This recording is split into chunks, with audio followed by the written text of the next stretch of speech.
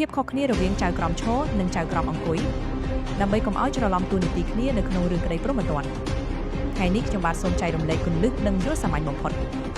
ចៅក្រមឈរគឺចៅក្រមព្រះរាជអាជ្ញាគាត់គ្មានសិទ្ធិកាត់សេចក្តីទេគឺគាត់មានតួនាទីឈរចោទប្រកាន់ប្តឹងផ្ដាល់និងស្វែងរកភស្តុតាងដាក់បន្ទុកលើជនល្មើសជួសមុខឲ្យសង្គមជាតិចៅក្រមអង្គុយគឺចៅក្រមកាន់ញញួរគាត់គឺជាចៅក្រមជំនុំជម្រះគាត់មានអំណាចពេញលេញក្នុងការអង្គុយនៅលើបល្ល័ង្កពិនិត្យភស្តុតាងនិងវាញញួរកាត់សេចក្តីចុងក្រោយថានរណាខុសនរណាត្រូវ